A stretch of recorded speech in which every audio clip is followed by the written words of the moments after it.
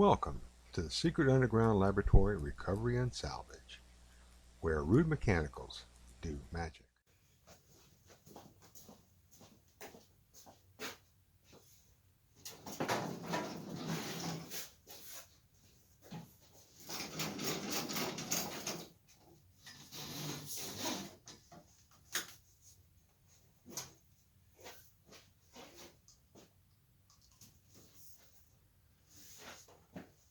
Hello, I'm Bronze Age, Director of the Secret Underground Laboratory Recovery and Salvage.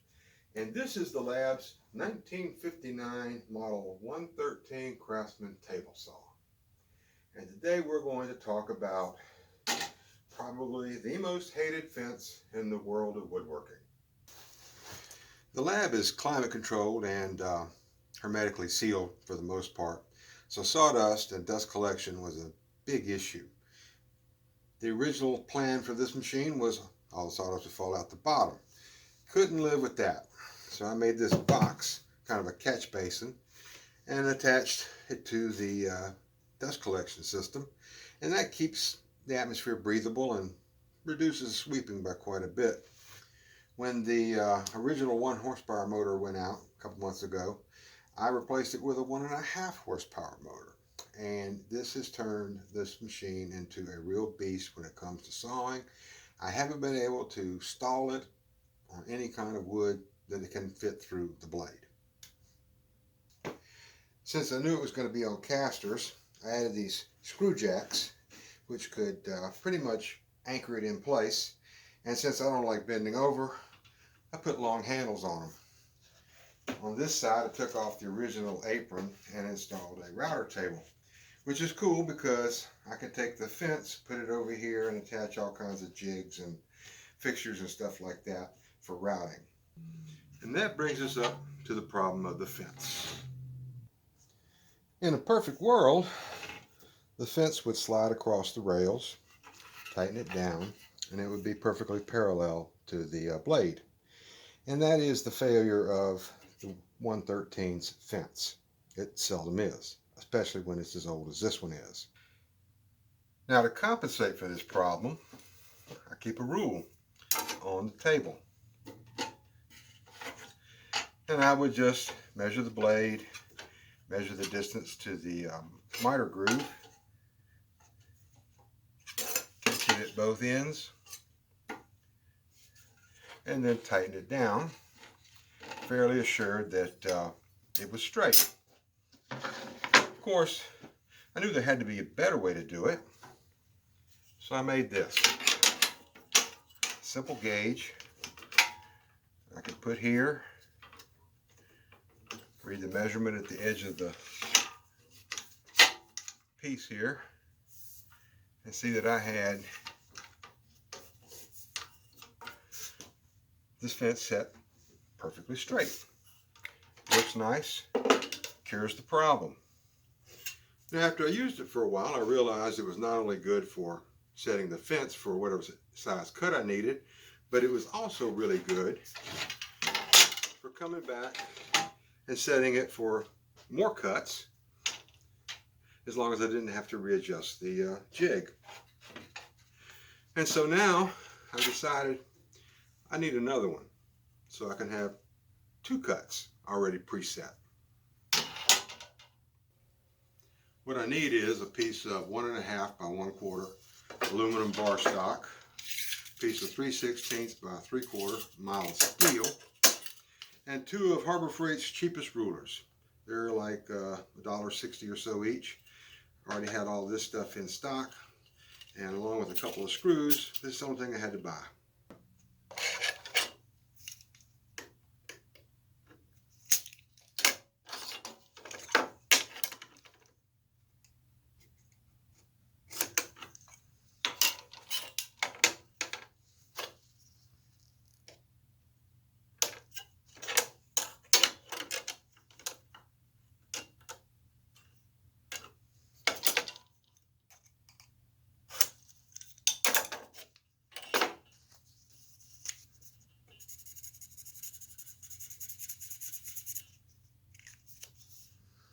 Now, the first piece I'm going to cut out is the dog.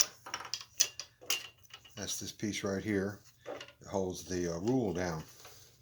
Now, there are a lot of machine shop channels on YouTube, and this is not one of them. We don't have a CNC machine, which stands for Computer Numerical Control. What we have is two different systems. One is CAB, which stands for Can't Afford Better, and the other is PBC, Poor Boy's Christmas.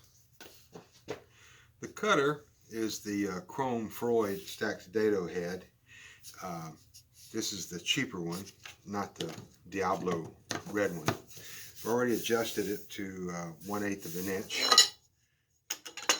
And I clamp it down between the slide and the miter guide there so that it won't move when I'm pushing it through. This particular cut here is not critical for the actual precision. I just don't want this thing to slide back and forth, because I found sometimes it has a weird habit of pulling the bar that way. No idea why it does that. But again, like I said, this is not a machine shop channel.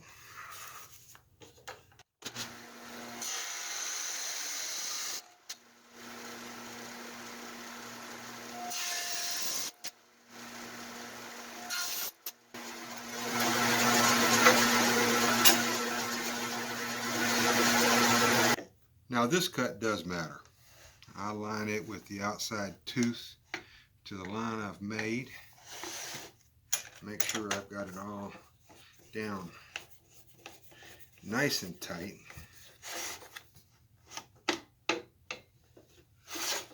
And here we go.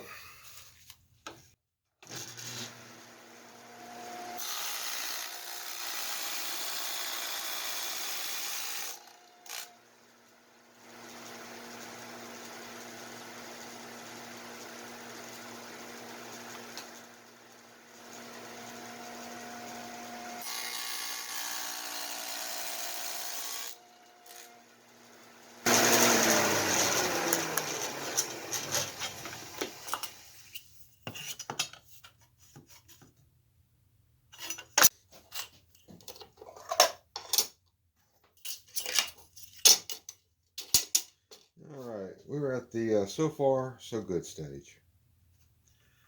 The last piece to be fabricated is these two guides, and they're made from mild steel, cut from a piece of 3/4 inch by 3/16 hardware store grade metal. And if you think you can go to the hardware store and buy a piece of steel that fits your miter groove, well, no, I'm sorry, that doesn't happen. What did happen was, a while back I had an idea for this really clever table saw jig to solve a particular problem. So I went to the store and I bought a piece of 3/4 inch and put it in the vise, and I started to file it down, getting all the high spots and getting it straight, taking all the bow out of it and any imperfection until it fit. And doing some kind of mind-numbing, repetitious labor like that gives you time to think about other stuff, and I thought of a better way to do it, and then I didn't need the steel. At least I didn't until I thought of this. And so now I can cut little short pieces off of it and be ready to put it back together. We're at the Packard Precision 12-speed drill press for a little more CAB machine shop. 5/32 bit running at 3650.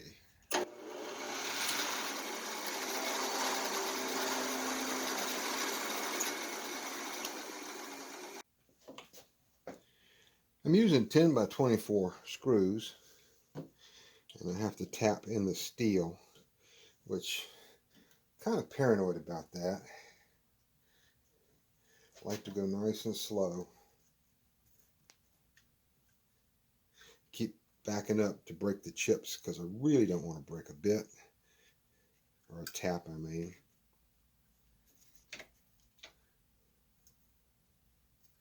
I see all the other real machine shop channels. Somebody goes and sticks a tap in the end of a drill and goes, zzz.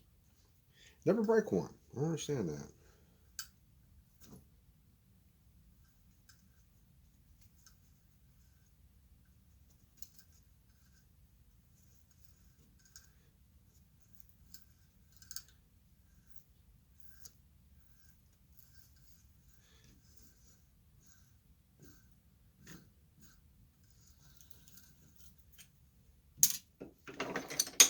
Now I'm not sure if this is Can't Afford Better or Poor Boy's Christmas, but what it actually is a screw with a point filed on it, so I can make it into a shop-made transfer punch.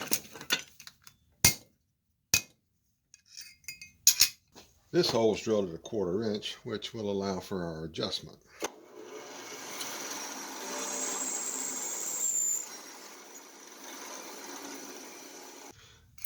I consider it a good day when you can get to this point in a project and you haven't cut something on the wrong side or drilled a hole in the wrong place.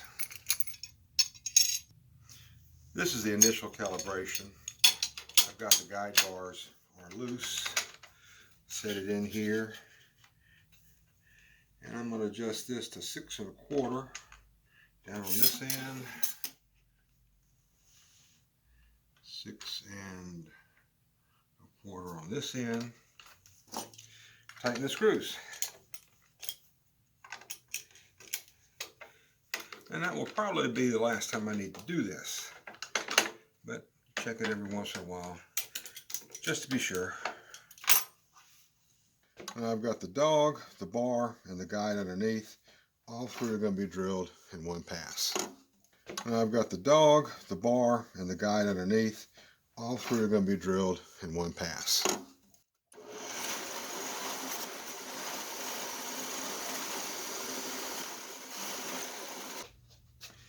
Now the reason I drilled all three at the same time is not only to make up for the lack of precision machinery and layout, but because it was easiest. I need all three of these holes in exactly the same center. Went back, drilled this one out a little bit larger for clearance, drilled the hole in the guide a lot larger for clearance, and now I'm going to tap this hole right here. I'm going to be almost finished with this project.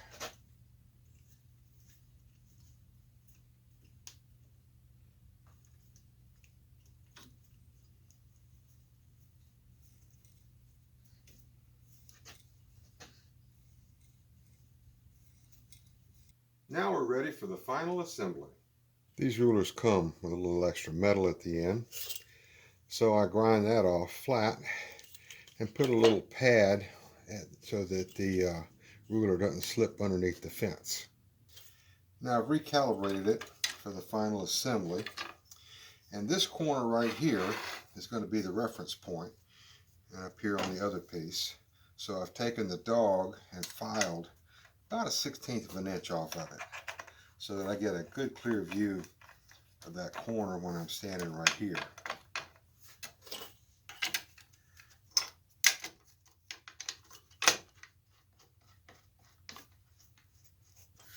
And what I do is just pull it up to the blade, adjust it either inside or outside for what I want.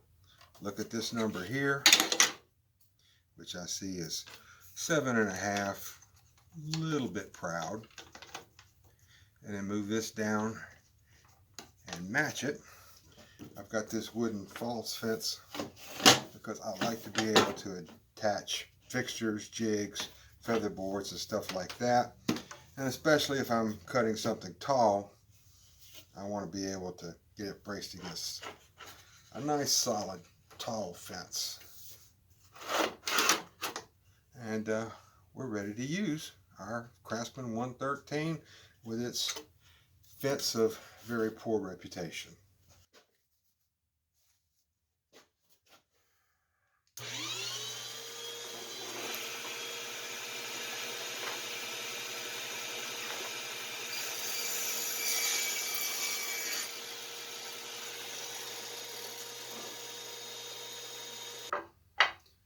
Every time I cut something like this and it goes through the blade without so much as a whimper, I am happier and happier that I bought the 1.5 horsepower motor when the old one died.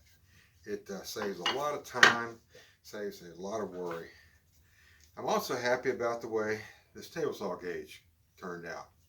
It's quite efficient to use. It saves a tremendous amount of time, especially when making repeat cuts and I have to make 2 different types. I can now just simply put the gauge back on the table, set the saw, and be ready to cut without having to worry about measuring again. So, this is Bronze Age for the Secret Underground Laboratory Recovery and Salvage. Thank you for watching this video, sitting through it all the way to the end. Would really like it if you would subscribe, click the like button, and make a comment. I read all the comments and I respond to every one. So again, thank you for watching.